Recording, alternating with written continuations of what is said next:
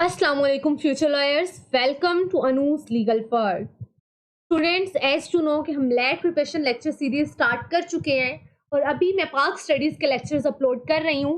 पाक स्टडीज़ के लेक्चर में हमने 3 पार्ट्स में उन लेक्चर्स को डिवाइड किया। फर्स्ट लेक्चर में हमने देखा 1857 से पहले का इरा क्या था, देन हमने 1857 से 1947 तक का इरा देखा, देन 1947 से 2025 तक कौन कौन से इवेंट्स हुए वो भी हमने डिस्कस कर लिया है। अब मैं आपको नोट्स प्रोवाइड कर रही हूँ बिकॉज कुछ स्टूडेंट्स चाह रहे थे कि उन्हें नोट्स प्रोवाइड किए जाएं, तो मैंने आपके लिए नोट्स प्रिपेयर किए हैं। मैं उनका आपको ओवरव्यू भी दे देती हूँ ताकि आपको ये प्रिपेयर करना आसान हो। एज यू नो कि लैट में सिर्फ एमसीक्यूज आते हैं पाक स्टडीज से, तो मैं आपको डेट्स और नेम्स ज़्यादा प्रोवाइड करूँगी, ज़्यादा स्टोरीज नहीं प्रोवाइड करूँगी बिकॉज उसकी ज़रूरत नहीं है आपको लैट के अंदर। तो आप फोकस करें, मैं आपको ओवरव्यू दे देती हूँ। हमारी सबसे पहले 7-12 से स्टार्ट होती है मुस्लिम गवर्नमेंट्स, जो कि 1000 साल से ज़्यादा मुसलमानों ने हुकूमत की है। तो वो हमारी मोहम्मद बिन कासिम से स्टार्ट होती है, हु डिफीटेड राजा दाहिर। उसके बारे में मैंने सारी इन्फॉर्मेशन मैंने यहाँ पे प्रोवाइड कर दी है। उसके बाद हमारे पास दिल्ली सल्तनत आती है जिसमें स्लेव डायनेस्टी आई, उनके इराज भी मैंने बता दिए कौन सी डेट्स हैं। खिलजी डायनेस्टी आती है, Tughlaq dynasty, Syed and Lodhi dynasties आती हैं। उनकी डेट्स आपने याद रखनी है बिकॉज इससे रिलेटेड एमसीक्यूज आ सकते हैं। मैंने मेन इन्फॉर्मेशन भी आपको प्रोवाइड कर दी है।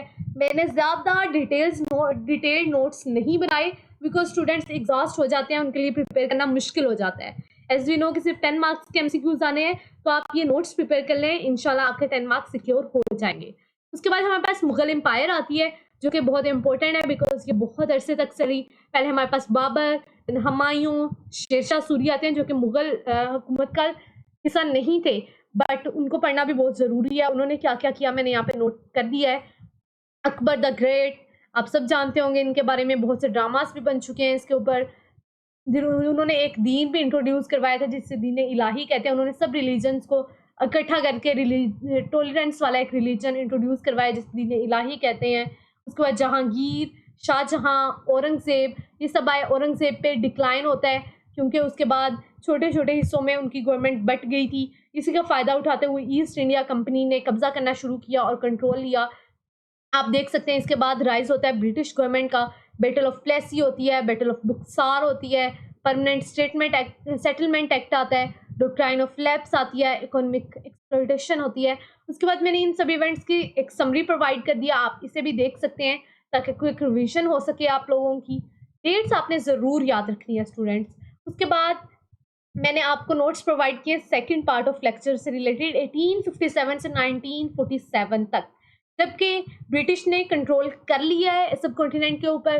तो तब से लेके पाकिस्तान बनने तक क्या क्या कुछ हुआ, इससे रिलेटेड भी एमसीक्यूज आपके पास आते हैं। फर्स्ट वार ऑफ इंडिपेंडेंस हमारे पास हुई, मुसलमानों और हिंदुओं ने मिल के रेबिलियन किया, बगावत की, बट वो कामयाब नहीं हो सके। तो उसमें क्या क्या आउटकम हुआ, कौन कौन से लीडर्स थे, या आप सब इधर देख सकते हैं। देन हमारे पास गवर्नमेंट ऑफ इंडिया एक्ट आया जो कि आप यहाँ पे उसके बारे में भी इंफॉर्मेशन देख सकते हैं। हिंदी उर्दू कंट्रोवर्सी हुई, मुसलमान और हिंदू एक दूसरे के खिलाफ हो गए हुए थे। देन अलीगढ़ मूवमेंट आती है, सर सैयद अहमद खान क्या रोल प्ले करते हैं मुसलमानों को एजुकेट करने के लिए। फॉर्मेशन होती है इंडियन नेशनल कांग्रेस की, जो कि कहते तो ये हैं कि हम सब अकवाम को जो है उनको हक दिलवाएंगे, उनको रिप्रेजेंट करेंगे, बट बाद में पता चलता है कि वो सिर्फ हिंदूज को रिप्रेजेंट कर रहे हैं। फिर जो मुसलमान हैं वो फॉर्म करते हैं All India Muslim League. Then हमारे पास मिंटो मोहल्ले रिफॉर्म्स आती हैं, लखनऊ पैक्ट आता है, खिलाफत मूवमेंट आती है। आप ये सब देख सकते हैं और इसे प्रिपेयर कर सकते हैं। अलामा इकबाल ऐलान करते हैं कि हमें सेपरेट होमलैंड चाहिए, बहुत इंपॉर्टेंट इवेंट है 1930 का। 1935 में गवर्नमेंट ऑफ इंडिया एक्ट आता है हमारे पास, जो कि पाकिस्तान में भी इम्प्लीमेंट रहा है 1947 से 1956 तक।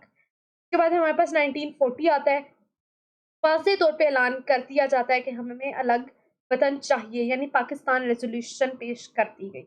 कैबिनेट मिशन प्लान आता है, 3 जून प्लान आता है, उसके बारे में सब कुछ मैंने यहाँ पे नोट कर दिया। जो आपको पढ़ने की ज़रूरत है वो आप देख सकते हैं। अगर आप चाह रहे हैं, आपको इंटरेस्ट है, तो आप इसके ऊपर डिटेल्ड रिसर्च भी कर सकते हैं। उसके बाद 14 अगस्त आया और पाकिस्तान केम इनटू बीइंग। तो अभी आप ये देखें, अभी लेक्चर बहुत लंबा हो जाएगा अगर मैंने 1947 से आगे का इरा भी इसके अंदर ऐड किया। तो अभी के लिए यही नेक्स्ट लेक्चर में इंशाल्लाह मैं आपको 1947 से 2025 तक का इरा दे दूँ।